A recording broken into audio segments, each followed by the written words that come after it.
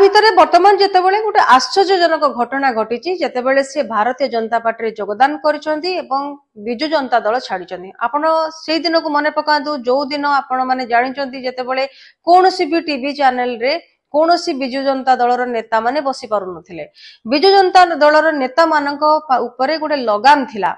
जे सेमाने कोनोसी प्रकार रे कोनोसी टीवी चैनल को जाई परिबे नाही बिना सुप्रीमो को निर्देश रे किंतु अमर पटनायक जाउथले अमर पटनायक तांकर स्वर बाहर करथुले अमर पटनायक सब प्रकार तथ्य देउथले एइति पई देउथले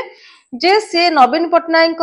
पांडियन बहुत विश्वस्त थिले एवं सेमानकर एई नेता उपरे संपूर्ण भरोसा थिला